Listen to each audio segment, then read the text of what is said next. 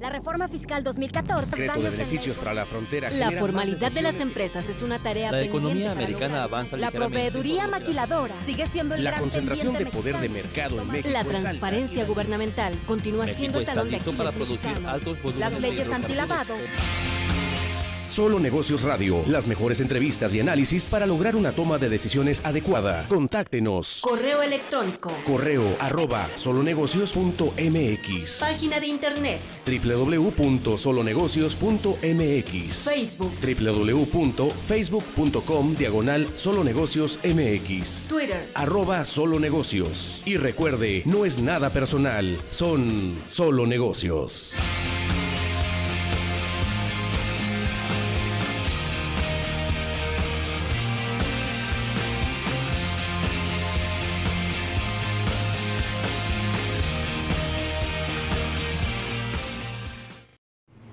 Hoy en Solo Negocios vamos a repetir la entrevista del 3 de marzo con el maestro Daniel Chacón, quien pereció el pasado 13 de septiembre y que, bueno, pues sirva como honor a su memoria esta repetición de la entrevista de alta relevancia en la temática del cambio climático y también en honor a su familia, a quien le deseamos pronta resignación y mucha fuerza.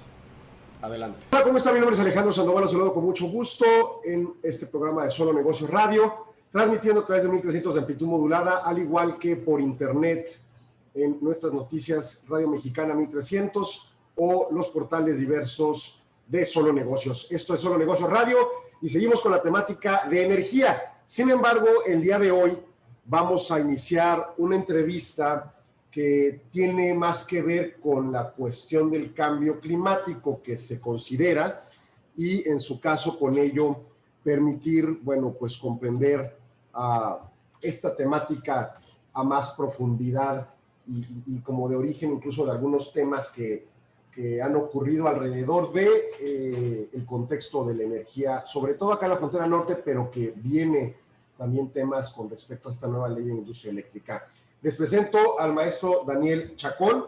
Él es director de Energía de Iniciativa Climática de México y platicaremos de cambio climático y energía. ¿Cómo estás, Daniel? Chihuahuense, estuviste acá en Juárez en la COSEF. Te mando un saludo. ¿Cómo estás? Muy bien, Alejandro, y muy agradecido por la invitación. Un saludo a todo tu auditorio. Gracias por tomarnos la llamada. Y bueno, pues la intención de esto es platicar sobre este asunto del cambio climático. Tienes muchos años en este tema, conoces bien la temática. Obviamente, en todos los temas, hoy en día con las vacunas de la pandemia hay suspicacias, hay gente que quizá con fundamento hay en la ignorancia o algunos temas no bien analizados, de repente considera que no existe el cambio climático, que no hay una afectación. Sin embargo, bueno, pues yo creo que pudiéramos iniciar si nos brindaras algunas ideas generales de por qué sí es un tema relevante el del medio ambiente y, por supuesto, este cambio climático y su existencia y su situación contextual hoy en día, ¿no? Sí, el tema es sumamente relevante. Podemos decir que está en juego la civilización tal como la conocemos. Y no es una exageración, pero como tú lo mencionas, mucha gente pues cree que estamos diciendo patrañas para asustar al público, pero la evidencia científica nos dice que vamos para allá. ¿Y qué significa este cambio climático? ¿Ha pasado antes? ¿La Tierra ha transitado por este tipo de desastres? Sí, durante toda su historia geológica, la Tierra ha pasado por diferentes etapas, una de calentamiento fuerte, otra de enfriamiento fuerte. En alguna parte de la historia geológica fuimos una bola de hielo, hasta que las erupciones volcánicas volvieron otra vez a restablecer el clima en la Tierra. Pero desde el punto de vista de lo que estamos viendo ahorita, esto no había pasado en la Tierra desde hace 3 millones de años. Es decir, nosotros los humanos que llegamos, evolucionamos en el planeta y que hace 10,000 años comenzamos la civilización, le hemos hecho ya una cicatriz, le estamos haciendo una herida al planeta con nuestras actividades y nuestras acciones, que no había tenido en 3 millones de años.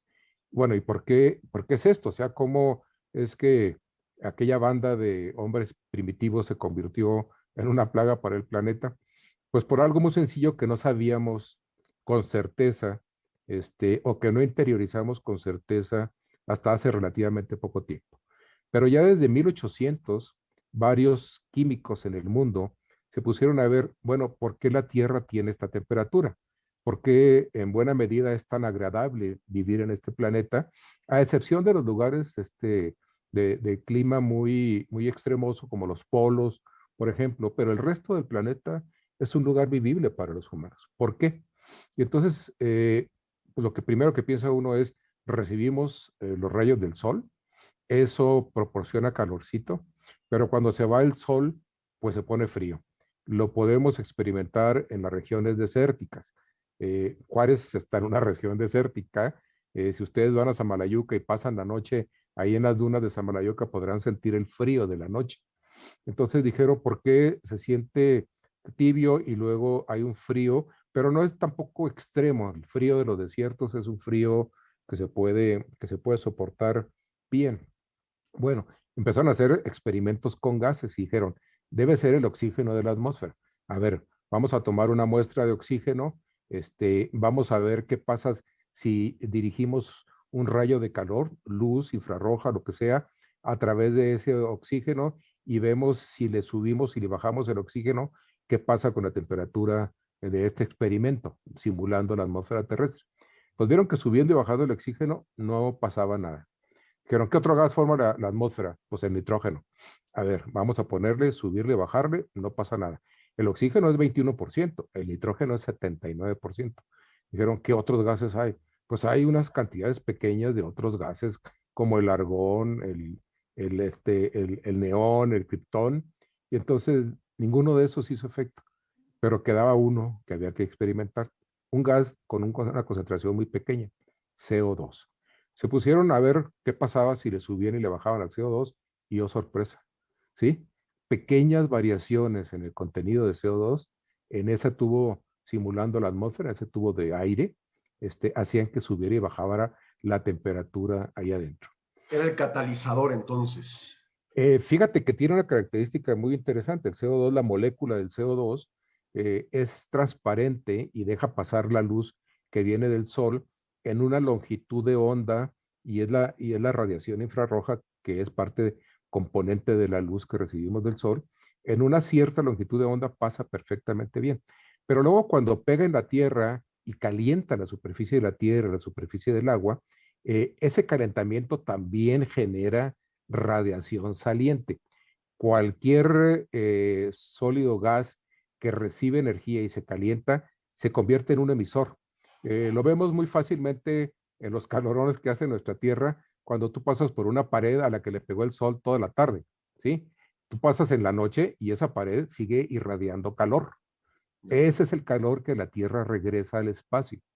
Y es lógico pensar que si recibimos 100 unidades de calor, debemos emitir de regreso 100 unidades de calor, porque si no lo hacemos, ¿qué va a suceder con la Tierra? Pues se va a ir calentando paulatinamente porque no está regresando el calor que está recibiendo. Entonces, ese equilibrio entre el calor que entra y el calor que sale, lo determina la concentración de CO2 en la atmósfera. Y basta pequeñas cantidades. La concentración de CO2 en la atmósfera se mide en partes por millón. Es decir, 1 litro de CO2 a condiciones que llamamos los químicos a condiciones estándares, diluido en 1 millón de partes de aire, por ejemplo. Esa es una parte por millón. Apenas casi nada. Alguien hacía un chiste, es como tomar una pipa de agua y echarle un shot de whisky. Esa sería la combinación. ¿Qué pasa con mi whisky? Pues queda totalmente desdibujado en una pipa de agua, ¿no? Eso sería más o menos como pudiéramos pensar la concentración, pero esa pequeña concentración es muy determinante. Y entonces nosotros los humanos, desde que empezó la revolución industrial, empezamos a aventar CO2 a la atmósfera pasito por pasito. Pero aquí, perdón, te preguntaría, sí. Si emitimos CO2 aún sin nuestra revolución industrial, simplemente con una dimensión inferior, valga la redundancia, ¿no? Tienes razón. Es decir, lo que existe en la atmósfera de CO2 está en equilibrio con la Tierra si no lo hubiéramos metido la mano los humanos. ¿Por qué es ese equilibrio? Pues porque el CO2 se produce por diferentes fuentes naturales, por ejemplo, los volcanes o los incendios forestales producen CO2, pero luego ese mismo CO2 es el nutriente básico de la vegetación, ¿sí? Las plantas a través del proceso de fotosíntesis capturan el CO2 y lo convierten en una serie de compuestos para constituir sus propios, pues, su propia constitución de las plantas, sus fibras, etcétera, ¿no? Entonces, ese CO2 es fundamental para que las plantas florezcan, sobrevivan, los árboles crezcan, etcétera. Es el alimento de las plantas. Entonces, las plantas absorben y lo fijan en sus tejidos. Y entonces el CO2 se mantiene en un equilibrio. Llegamos los humanos y empezamos a quemar carbón, por ahí a mediados del 1700, muy cerca del 1800, empezamos a quemar carbón porque de repente descubrimos esa fuente condensada de energía contenida en el carbón que la podíamos convertir en presión de vapor y esa presión de vapor empezar a mover máquinas, ¿no? Y entonces empezamos a emitir CO2 a la atmósfera. En aquella época tendríamos del orden de unas 215 partes por millón de CO2 en equilibrio, ¿sí? Y podemos constatarlo por estudios que se hacen pues de naturaleza geológica, biológica, a través de fósiles, a través de hielo. El hielo de la Antártida, por ejemplo, tiene 3 kilómetros de profundidad y está aglomeradas capas de nieve en ese hielo y en 3 kilómetros está la historia de 1 millón de años, ¿sí? Que podemos incluso sacar una capita de esas, extraerle el aire que había en aquella época, analizar el aire y ver la concentración de CO2. Y ahí es donde llegamos a este número de 200, 215 partes por millón. Perdón, Daniel, te tengo que interrumpir porque tenemos que ir a un corte comercial en radio, seguimos en redes. Un segundo. Bien, seguimos aquí en las redes sociales comentando con Daniel Chacón sobre esta temática de cambio climático y nos ha explicado, yo creo que de una manera sumamente clara, cuál es este origen en principio como de la temática que genera esta posición, ya podría yo aquí deducir, de calentamiento global en función de la cantidad de CO2 contrastado con ese pasado, que ahorita nos citabas, que pueden incluso evaluar con análisis geológicos en las capas de los polos, y en su caso contra lo que hoy en día estamos generando, cuando además, por un lado, aumenta la población y las necesidades y demanda de bienes y servicios, y por otro lado, la evolución tecnológica que quizás sobre todo en el siglo XIX y XX fue más lenta y hoy en día es superacelerada, pero que sigue recargada en muchos procesos que generan un mayor monto de CO2, ¿no? Sí, es correcto. Un dato interesante es que en aquellas épocas, antes de la revolución industrial, la concentración de CO2 era de 200, 215 partes por millón y ahora es de 415.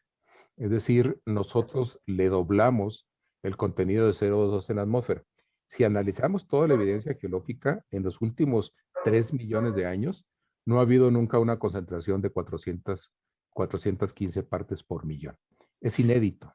Entonces, sí estás señalando aquí un hito particular. O sea, ciertamente nunca le ha pasado estas condiciones, al menos con respecto al CO2, a la Tierra, aún con sus cambios climáticos que hayan sufrido, no sé, la época del glaciar y, bueno, que fueron varias, ¿no? En el transcurso de los no sé cuántos millones de años tiene el planeta, ¿no? Sí. Entonces, o sea, sí estamos dejando una huella mucho más relevante como humanos que como cualquier otra, no sé, especie. Seres vivos reinantes, ¿no? Especie reinante, ¿no? Definitivamente. Entonces, pero te digo, ya se sabían, ya se tenían indicios de esto a través de experimentos científicos en los 1800, pero nunca se les hizo suficiente caso. Hubo uno o dos por ahí científicos que dijeron, oigan, aguas, si seguimos incrementando el CO2 en la atmósfera, vamos a tener un calentamiento. Y en ese experimento tú puedes ir incrementando la cantidad de CO2 y puedes ir viendo el calentamiento que se está generando por esa cantidad de CO2. Te interrumpo un segundo, estamos regresando al aire en radio y bueno, pues aquí seguimos con Daniel Chacón platicando sobre cambio climático y entonces acotábamos ahorita en el corte comercial pues que sí estamos dejando una huella a los humanos, que es notorio, según esos estudios alrededor del CO2, y señalabas un dato concreto, que antes de la revolución industrial tendríamos 200 partículas por millón de CO2 en el ambiente, y en su caso hoy en día andamos en las 400, ¿no? O sea, Es estamos correcto. duplicando la carga. Y eso significa que entonces la temperatura del planeta se ha incrementado, ¿sí? Y pudiera parecer poco. El promedio del incremento de la temperatura del planeta con respecto a la temperatura que había antes de la revolución industrial, ese incremento ahorita es de 0.8 grados centígrados, ¿sí? Y podrían decir los de Mexicali, oigan, pues 0.8 grados centígrados no es nada. Nosotros nos la pasamos con 45 grados. Sí, es cierto. Pero estos 0.8 grados centígrados son promedio de un planeta completo. Y entonces, ¿qué significa esa cantidad? Y vamos acercándonos mucho a un grado. De hecho, en los polos ya tenemos un grado. No es parejo el calentamiento del planeta y en los polos ya hay un incremento de un grado. Bueno, la última glaciación que terminó hace del orden de 11,000 años y circunstancialmente eso dio paso a la civilización, porque más o menos la civilización humana empezó hace 10,000 años con las primeras ciudades, con la domesticación de la agricultura, de algunos animales, etcétera. Esa glaciación terminó cuando la temperatura del planeta subió 3 grados. Es decir, de un planeta cubierto de hielo, en el caso, por ejemplo, de América del Norte, el hielo llegaba hasta la mitad de Estados Unidos. La ciudad de Chicago estaba cubierta por 1 kilómetro de hielo. 3 grados bastaron para que el hielo se retirara muy al norte y pues tuviéramos ciudades donde antes había hielo. Entonces, no es cualquier cosa decir, oye, ya estamos llegando a 1 grado centígrado. Y lo más triste de todo es que estamos caminando muy rápido hacia el 1.5, ¿sí? 415 partes por millón nos van a llevar muy cerca ya del 1.5. ¿Y por qué el 1.5 es importante? Pues con los científicos del clima han estimado que si el calentamiento adicional de la Tierra llega a 1.5, pueden empezar a suceder otros fenómenos. Ya ahorita ya tenemos un problema. El año pasado, el número de huracanes en el Atlántico fue el máximo desde que se tiene registro, ¿sí? Cada año hay algunas pequeñas variaciones. Rompemos récord de temperatura en el planeta. Cada año está más caliente. Busquen en la página de la NASA el calentamiento global y van a ver una animación que existe que es dramática, como tomando temperaturas desde principios del siglo XX a la fecha se van poniendo de rojo todas las regiones del planeta. Y entonces todo ese calor que se está ahorita produciendo, pues se convierte en algunos lugares en huracanes y en otros lugares se convierte en sequía. Y en el norte estamos muy familiarizados con las sequías. La última que tuvimos de 2011 a 2013, pues fue dramática, ¿sí? Yo estaba en Conagua en aquella época y el reto de proporcionar agua a las comunidades remotas en pipas fue enorme y sumamente dificultoso. Si eso se repite, vamos a estar en graves problemas, pero se va a repetir. Vamos a tener sequías, vamos a tener huracanes y inundaciones. Y ahorita estaba repasando unas fotos de huracanes y la destrucción de la infraestructura es terrible. Infraestructura que nos cuesta muchísimo poner en su lugar en un país que no tiene recursos suficientes para eso, estar construyendo infraestructura cada año porque llegaron los huracanes y me la destruyeron, es insoportable, ¿sí? Es insoportable para la gente que tiene que sufrirlo y es insoportable para un presupuesto de un gobierno que tiene que estar reponiendo la infraestructura. De acuerdo. Entonces vamos avanzando y vamos dándonos cuenta que el tema es relevante, que el tema está fundamentado en argumentos científicos, que se convalidan recurrentemente y que para colmo vemos una aceleración, porque decías, tenemos un 0.8 de grado de incremento de la temperatura, pero vamos acelerándonos para llegar al 1.5 si llegamos a los 415 partes por millón de CO2. Y eso, ¿cómo lo podemos vislumbrar como humanos? O sea, yo pues no tengo coche, o si tengo coche y si uso mucho el gas, o traigo aparatos y exijo demanda de electricidad o demanda de servidores en internet como este Zoom que ahorita estamos usando y que pues son equipos que están ahí funcionando y jalando electricidad. En fin, ¿cómo lo puedo vislumbrar mi huella de carbono? Dicen por ahí, ¿no? Sí, es correcto. Mira, todos tenemos una huella de carbono, desgraciadamente, porque toda nuestra civilización y manera de vivir se basa en energías fósiles, ¿sí? Es decir, lo que yo consumo en la red, cuando prendemos el tostador de pan o el aparato de aire acondicionado, estamos tomando energía de una red sumamente sucia, particularmente en México. Es una red que tiene 75% de energía fósil, generada por combustóleo, generada por gas natural, generada por carbón. Toda esa energía que ahorita, desgraciadamente, la Comisión Federal de Electricidad nos provee con esa energía, pues estamos teniendo obviamente una huella de carbón muy grande. ¿Qué pasaría si esa energía fuera, pues vamos a decir, no somos tan ambiciosos, 50% renovable? Nuestra huella de carbono bajaría considerablemente. La nuestra, la propia, ¿sí? Ahora, si nos subimos en un coche que es de gasolina y que los intereses, y aquí no voy a decir nacionales, sino internacionales, pero también están los intereses nacionales, nos dicen, tenemos que seguir consumiendo gasolina, ¿sí? Tenemos que proteger a Pemex, sigamos consumiendo gasolina. Oye, pero ya vienen los coches eléctricos, ¿para qué vamos a querer la gasolina? No, no, no, yo construí una refinería para poner más gasolina y olvídate de los coches eléctricos. Yo aquí te acotaría, esta no es una discusión de hoy. Digo, yo No. recuerdo en los 90 escuchar por ahí a alguien que había generado algún esfuerzo en su preparatoria, en Cebetis, en el Cecate acá, hizo un motor eléctrico, ¿no?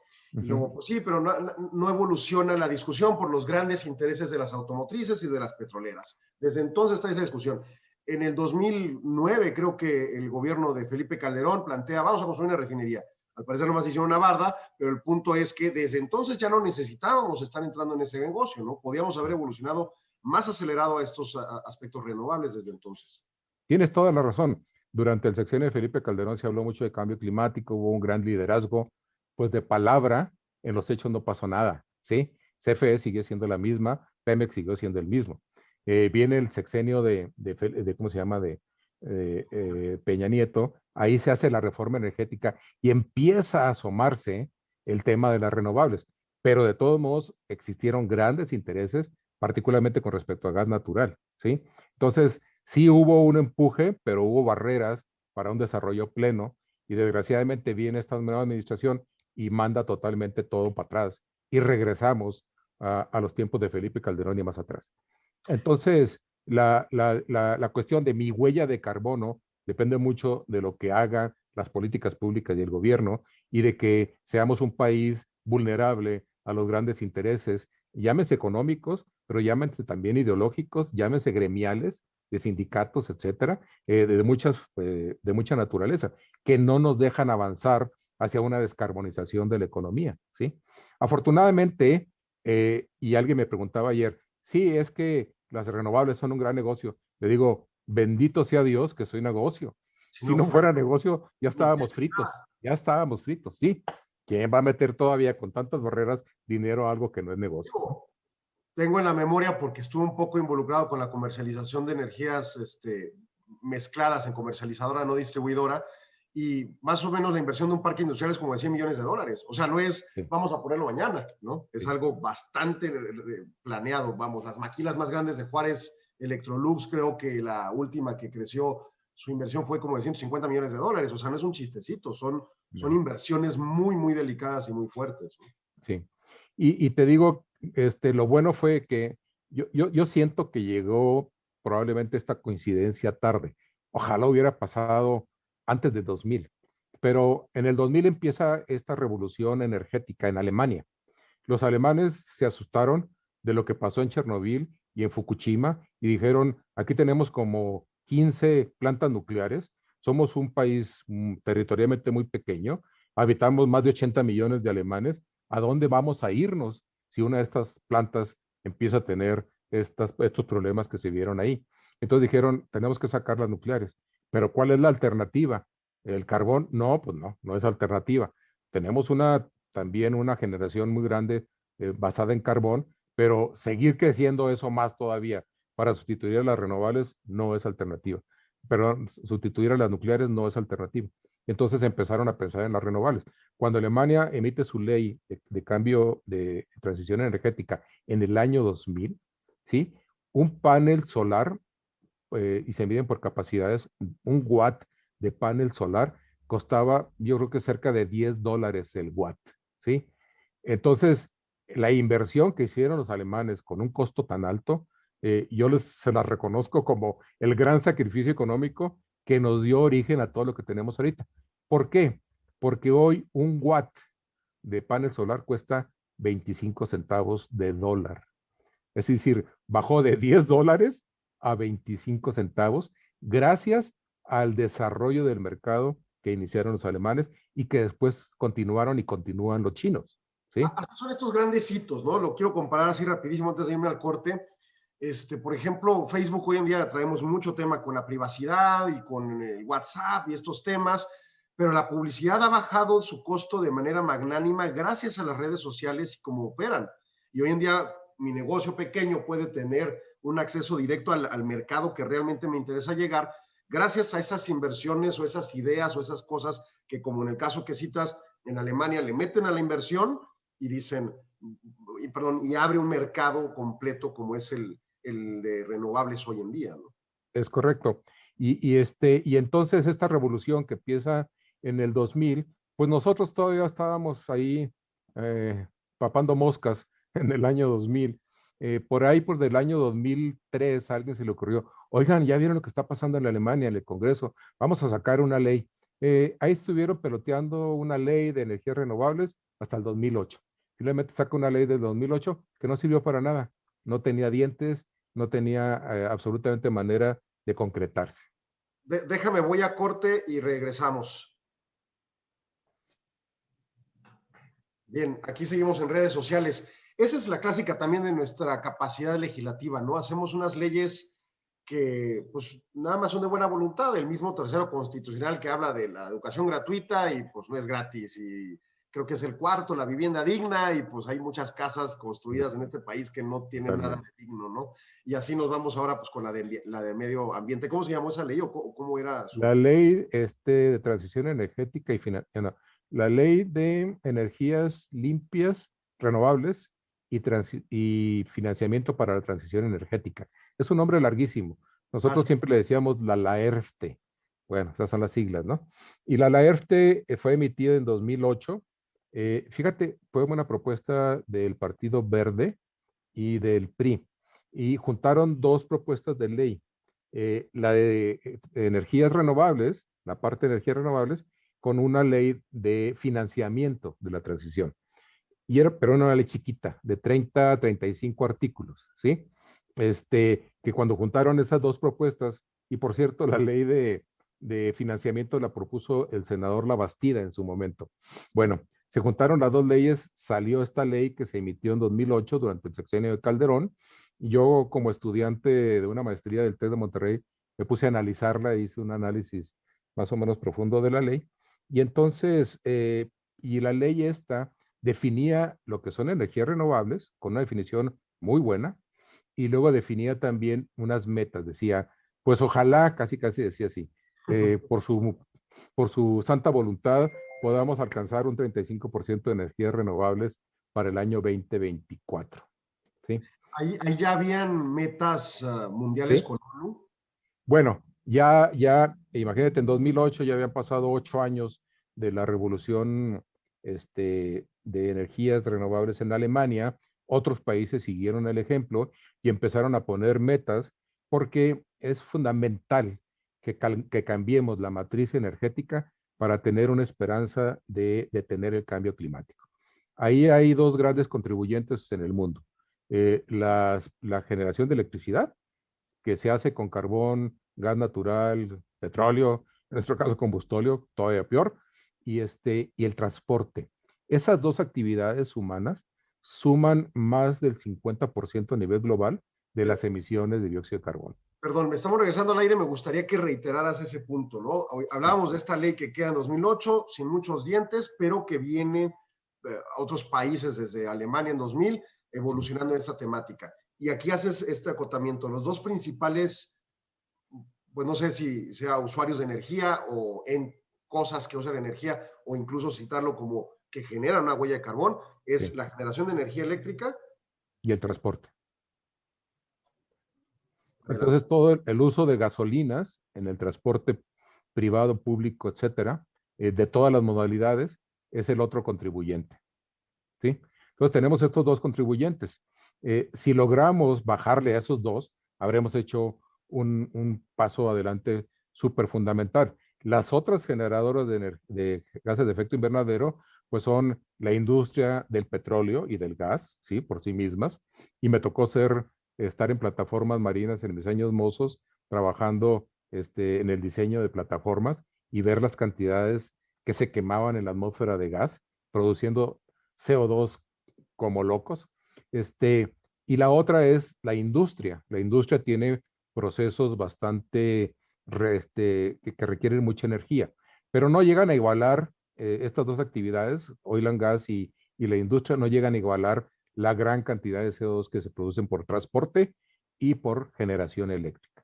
Entonces tenemos que atacar esos dos puntos fundamentalmente como una prioridad para poder decir, vamos avanzando en el tema del cambio climático. Si aquí en México nos sustraemos y decimos, no, la energía eléctrica tenemos que proteger a CFE, tiene que regresar a consumir combustibles fósiles, etcétera, estamos eliminando uno de los principales problemas. Y el transporte es muy difícil de descarbonizar, ¿sí? La única esperanza que nos queda es la electrificación, pero la electrificación ya depende, pues, del costo de los coches. Si yo me quiero comprar un Tesla, pues es carísimo, ¿no? No puedo. También de cómo se electrifiquen esos vehículos, ¿no? Porque, o sea, no solo es la inversión del auto, pero si yo voy a tener que conectar mi coche a la electricidad, pues vuelvo al problema uno. Fíjate que no, una cosa muy interesante, sí, todos tenemos intuitivamente esa reflexión, pero fíjate, un coche eléctrico es más de 90% eficiente en el uso de la energía. Si tú tienes tu batería cargada, ¿sí? Este coche va a convertir el 90% de la energía almacenada en tu batería, la va a convertir en kilómetros. Ahora bien, ¿qué pasa con los coches de gasolina? Si yo tengo un coche de gasolina con, vamos a exagerar, una gran camioneta, 100 litros de gasolina, ¿sí? La única cantidad de energía que se va a convertir en movimiento de mi camioneta van a ser 30 litros. Los otros 70 se tiran inmisericordiamente a la atmósfera sin aprovechar su energía química. Esa diferencia hace que entonces, si yo conecto mi coche eléctrico en mi enchufe, la cantidad de energía que voy a consumir comparada con la otra es como una décima parte. De hecho, me va a costar una décima parte del consumo de gasolina. Si yo tuviera un coche eléctrico ahorita y anduviera moviéndome tipo Uber, con los recorridos de Uber, ahorraría 100,000 pesos de gasolina al año. 100,000 pesos. ¿Cuál es el problema? Noticia relevante, ¿no? Es enorme. Pero ¿cuál es el problema? Pues que para tener un coche eléctrico necesito pagar por adelantado un precio muy alto porque todos están caros. Y luego la pregunta, ¿por qué están caros? Bueno, pues porque es un segmento que apenas tiene unas cuantas ventas, no ha alcanzado una economía de escala todavía, ¿sí? Y todavía está muy enfocado en el mercado de la alta gama, ¿sí? No ha bajado a un mercado popular. Ya, coches pequeños. Exactamente, pues de los que estamos usando ahorita. Hicimos una encuesta de cuáles son los modelos que se usan más en México y pues son todos estos pequeños como el Vento, como el Chevrolet de los chiquitos, los Nissan chiquitos, o sea, todos esos es el uso del coche que tenemos en México y las ventas. Incluso yo en mi historial de Uber, antes de que pasara la pandemia, que lo usaba mucho, hice una estadística porque Uber guarda todos mis viajes, los guarda y qué coche fue y todo lo demás, saqué mi estadística y corresponde a esa estadística que te digo. Entonces, si esos coches fueran eléctricos y costaran 100,000 pesos más, ya todos los choferes de Uber los estarían usando, ¿sí? Pero no hay. De acuerdo. Entonces, tenemos dos temas centrales a enfocar y aquí me querría ir a la ley de industria eléctrica y a las políticas públicas vigentes, pero antes quiero tocar un punto con respecto al cambio climático. Hace 15 días nos puso un cachetadón, un cambio climático, al menos por esos 2, 3 días que nos golpeó aquí en Ciudad Juárez y en toda la frontera norte, aunado a un apagón eléctrico y posterior recorte de gas en industrias medianas y grandes y comercios. ¿Eso tiene que ver con el cambio climático o fue un acontecimiento errático del sistema? No, mira, es un problema de cambio climático que además ya hay antecedentes, ¿sí? Y que se está haciendo más frecuente. ¿En qué consiste? En la Tierra, en los dos polos, y a nosotros nos interesa el polo norte, durante el invierno se forma una corriente de chorro. Nosotros estamos siempre experimentando corrientes de chorro en la atmósfera terrestre, pero son corrientes que están muy altas. Pueden llegar a estar hasta pues no sé, los aviones andan por ahí de los 15 kilómetros de alto. Nosotros estaríamos pensando que esa corriente de chorro estaría como a los 60 kilómetros de alto. Esa corriente de chorro se genera por la rotación de la Tierra, ¿sí? Entonces tiene una dirección y una forma circular alrededor del polo, ¿sí? Cuando tenemos en una Tierra normal, esa corriente siempre está sobre el polo y no se mueve prácticamente de ahí. Pero ¿qué pasa ahorita? El derretimiento del hielo del polo norte, más el calentamiento del agua que por corrientes marinas llega hasta el polo norte, esos dos fenómenos están haciendo que esa circularidad de esa corriente se vaya debilitando. Y esa corriente ya no se queda en su lugar, empieza a caer hacia las latitudes más bajas. Y entonces a nosotros nos tocó ya un fenómeno del vórtice polar, perdón, donde esa corriente empieza a bajar con aire muy frío. Y entonces es lo que pasó en Texas, pero además ya no se mantiene circular, ¿sí? Ya empieza a deformarse. Y también afecta a Europa, esa misma corriente. Las nevadas de Filomena en España y todo eso son producto de cosas parecidas. Entonces, por ahí me acuerdo muy bien de Trump cuando vino una de las primeras vórtices polares y dijo, pues no, que el cambio climático y ahora tenemos más frío que nunca. No, no, es un efecto de una perturbación atmosférica muy grande generada por el derretimiento de los polos. ¿Por qué? Porque el hielo tiene la ventaja de que siendo blanco refleja luz solar, ¿sí? Y regresa calor al espacio. Pero cuando empieza a derretirse, ¿qué queda? Queda agua oscura, ¿sí? Y esa agua oscura ya no refleja y empieza a agarrar calorcito y entonces empieza a afectar todo el sistema polar y empieza a tener estos problemas. Y parece que ahí viene otra por ahí de la semana que entra, algo parecido, no tan grande, esperemos también. Vale, entonces aviso a todo mundo, ¿no? Póngase atentos y no guarde sus colchas del tigre. No, el problema en Texas fue terrible porque además en el estado de Texas no previeron eso. ¿Cuál es la mejor manera de prever? Bueno, ya sabes que va a venir, no hay mucho que hacer. Almacena gas y Texas no tiene suficiente almacenamiento de gas para sus grandes consumos. Ahora pregúntame, ¿cuánto almacenamiento de gas tenemos en México? 0. ¿Sí? Somos un país. Una semana como un día tenemos de gas y acaso. Un día. ¿Cuánto necesitamos? Tubos, ¿no? Y un país tan grande que consume tanto gas, necesitamos un almacenamiento y eso es lógico en cualquier lado, menos en nuestras autoridades, ¿cómo se llama? De energía. No previeron, no les importó, no lo vieron, no supieron. Y entonces, como país, se quedaron por ahí en el escritorio varios proyectos de almacenamiento de gas. Por ahí dijo la secretaria Nale, es que es muy raro tener almacenamiento de gas. Bueno, en Estados Unidos hay 400 sitios de almacenamiento de gas. 400. De hecho, todas las compañías que manejan gas, cada compañía tiene uno o varios sistemas de almacenamiento, porque de eso depende también, tiene que guardar gas para el invierno, ¿sí? En Estados Unidos se guarda gas para el invierno, porque sube la demanda tremendamente y tienen que... Nada más por propósitos financieros, o sea, ya olvídate por el cuidado, para que no te suba el precio de la manera exuberante que subió en Texas, ¿no? Perfecto. A los tejanos se les olvidó eso y de paso se llevaron de corbata a los mexicanos, que también se nos olvidó eso, ¿no? Claro. Y entonces ahí andamos queriendo echarle la culpa, no, los republicanos tejanos, no, la culpa es las renovables. Oye, no me salgas con eso, ¿verdad? Y luego aquí en México, sí, también la culpa es las renovables, ¿no? Ahora ya sí, todo yo, como dicen por ahí el chiste, ¿no? Entonces, el vórtice polar, que se va a repetir ciertamente y que va a ser más frecuente, es por efecto del cambio climático. Entonces, tenemos una sucesión de circunstancias que venimos agravando por nuestra huella de carbono. Ciertamente la población empieza a crecer a un ritmo menor, digo, lo vimos con el censo mexicano que nos acaba de presentar INEGI, y a nivel mundial también estamos llegando como a ciertos límites de crecimiento poblacional, pero eso no significa que rápidamente vamos a decrecer en población y en demanda de bienes y servicios y por lo tanto de huella de carbono. O sea, tenemos que acotar que realmente tenemos un problema y tenemos que reaccionar ya. Sí. Y en esa tesitura, este tipo de temas como el vértice polar son cosas que tú consideras que de manera acelerada van a ir ocurriendo cada vez más. Sí, mira, vamos a tener cada vez más huracanes, sequías. La parte de la elevación del nivel del mar va a seguir ocurriendo y ya en algunos lugares ya va a tener efectos.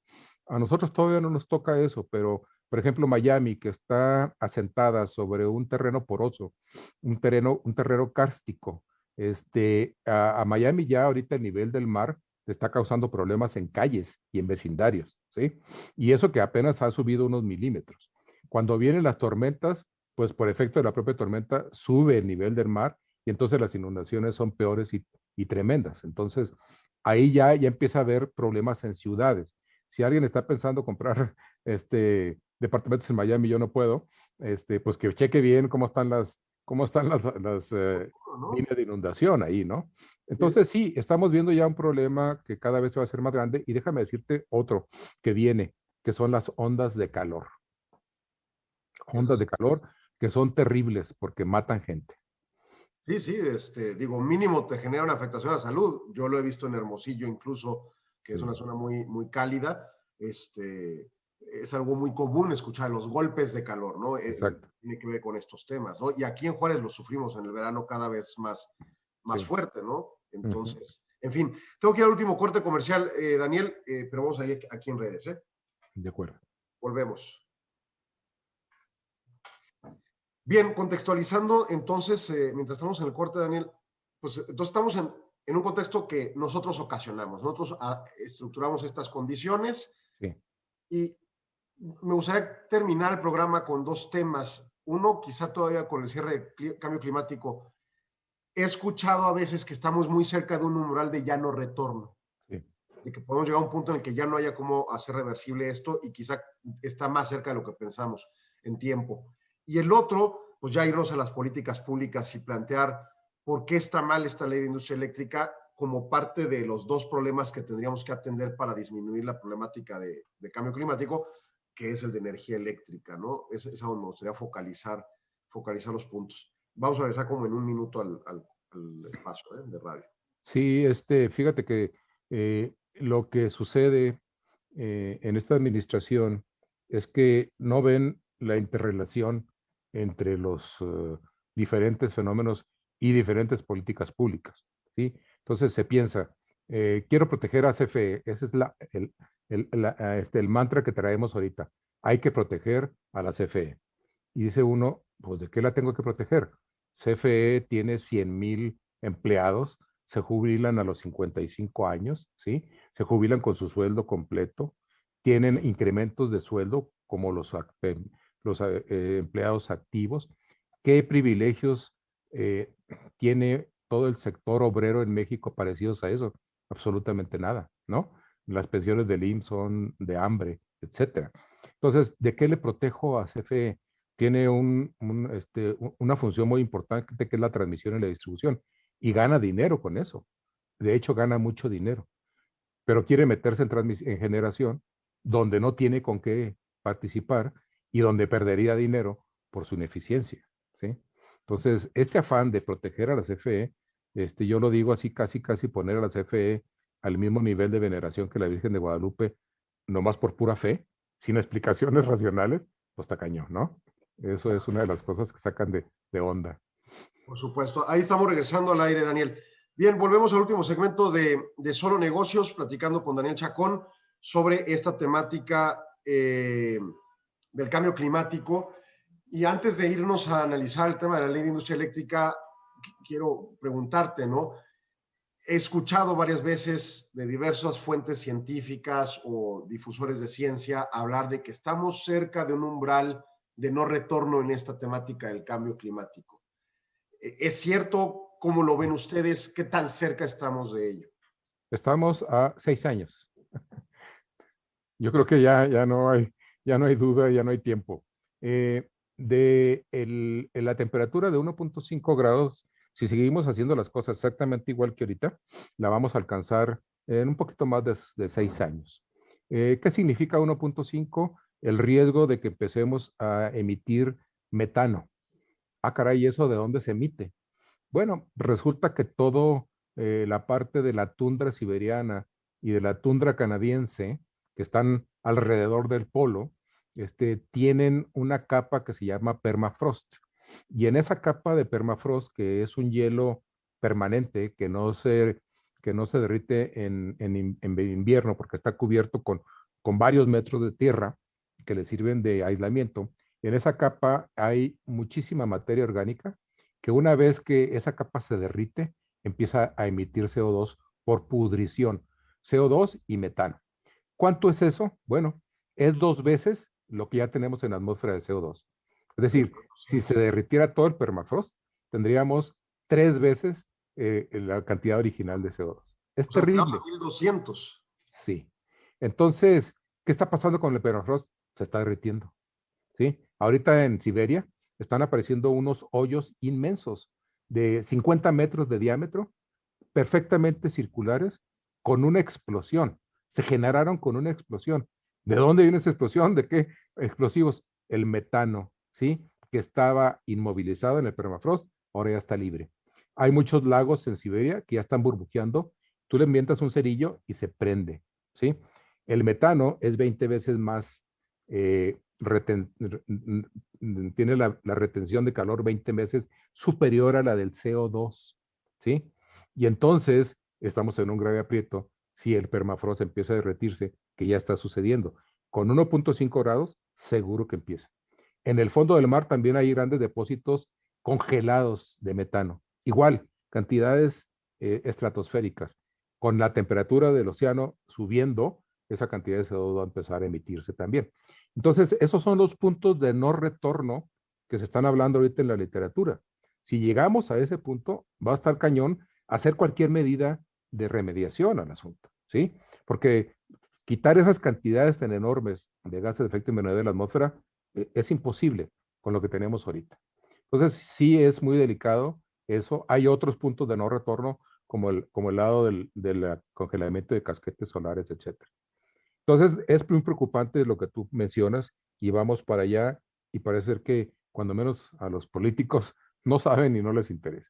Y ahora, si quieres, pasamos a lo de la ley y las modificaciones de la ley. Aprobada ayer por el Senado esta ley, posiciona en primer lugar a CFE para el suministro de electricidad, deja de lado a las renovables como última instancia, que además eso financieramente provoca que no sea factible la inversión en las renovables o en nuevas renovables. Entonces, desincentiva todo ese sector completo y aduce posiciones el gobierno en su retórica para justificar la norma, pues que no tienen mucho sentido incluso entre ellas mismas, entre sus argumentos, ¿no? No, esta mantra de la protección a CFE, que lo repiten y lo repiten y lo repiten, no tiene ningún sentido ni ninguna racionalidad. Yo quiero energía eléctrica barata y limpia, ¿sí? Importa poco quién me la suministra. ¿Por qué tiene que ser CFE? ¿Por qué tengo que seguir manteniendo esa parte de CFE que verdaderamente puede estar sujeta a un mercado abierto? Y todo se basa en un concepto del despacho.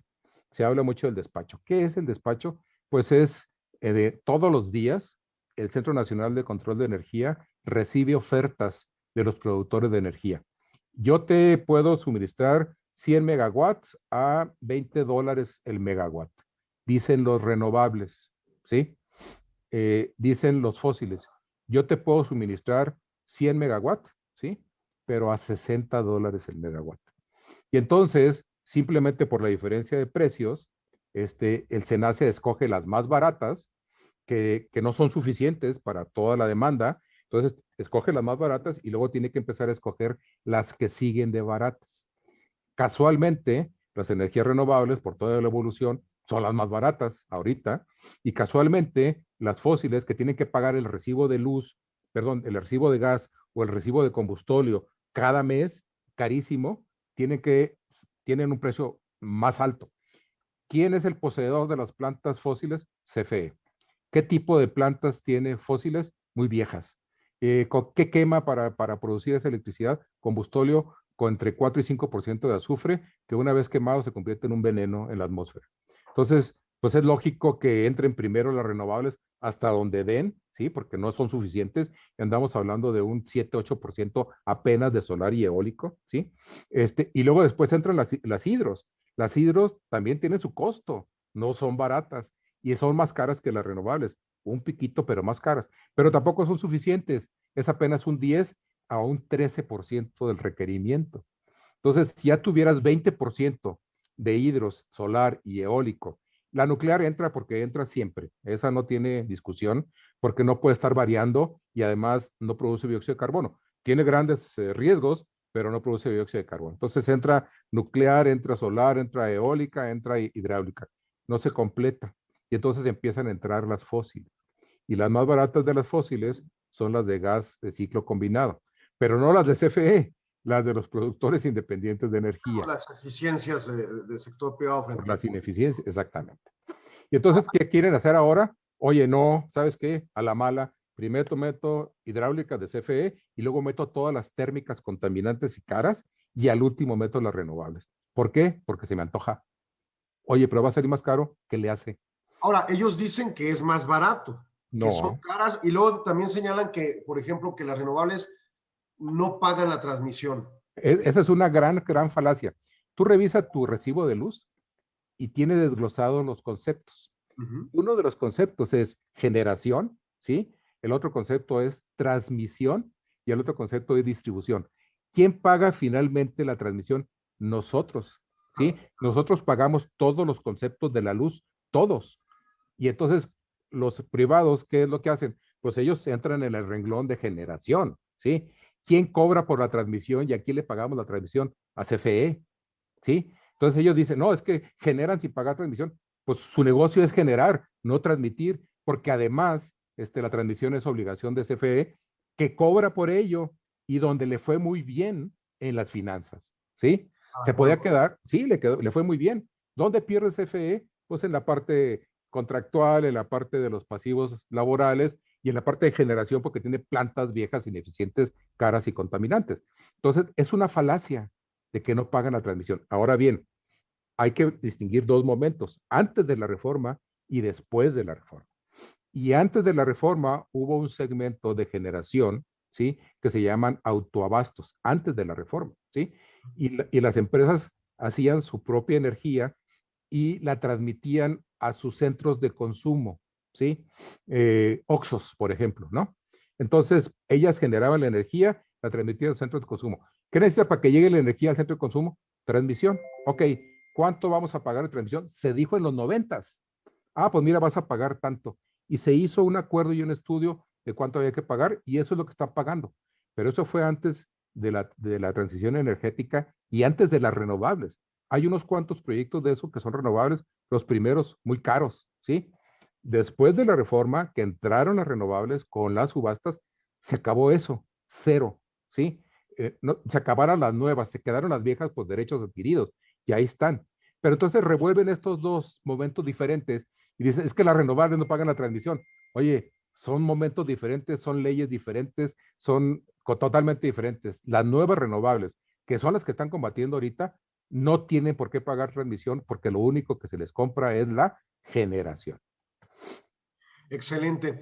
En este sentido, vienen temas de judicialización, ya sea por Suprema Corte, eventualmente con amparos y controversias constitucionales, y vendrán algunos arbitrajes potencialmente en fundamento a tratados, ¿no? En particular el TEMEC, que es el primero que ya han levantado la mano tanto empresas como sus gobiernos en Estados Unidos y Canadá, y probablemente en el tiempo termine tumbándose parte de esta legislación, al menos en la aplicabilidad para algunos de estos agentes económicos como renovables o algunos incluso usuarios que puedan sumarse y demás.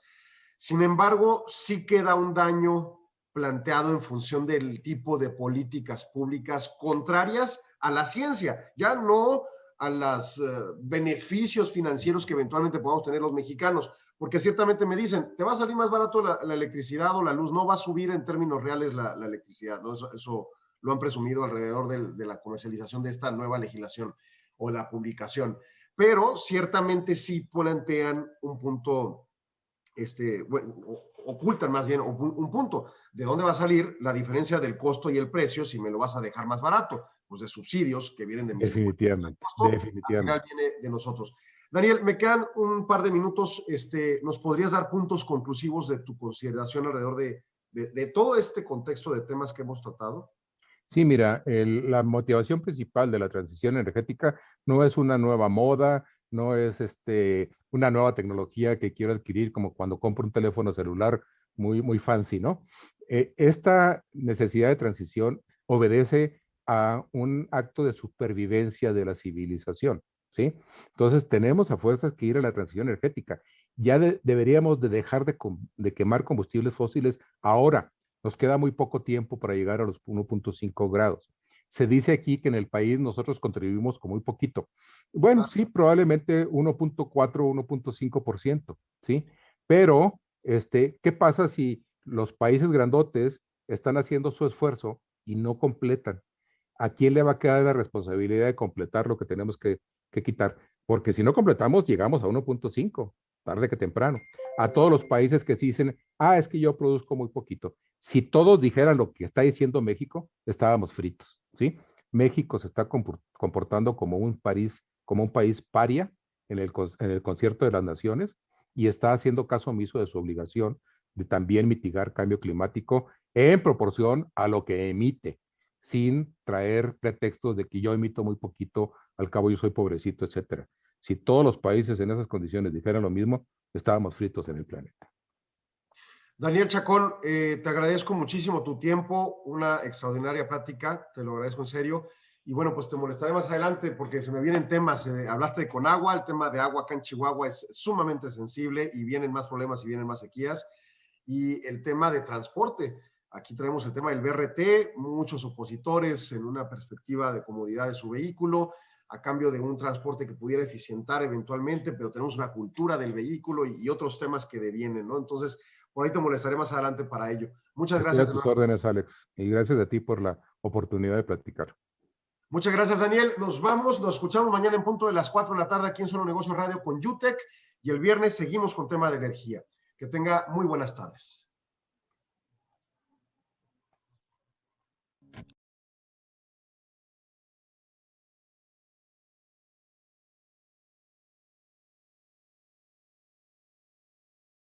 Agradecemos su atención. Nos escuchamos de lunes a viernes de 4 a 5 p.m. a través de Radio Mexicana 1300 AM. Contáctenos. Correo electrónico. correo@solonegocios.mx. Página de internet. www.solonegocios.mx. Facebook. www.facebook.com/solonegociosmx. Twitter. @solonegocios. Y recuerde, no es nada personal, son solo negocios.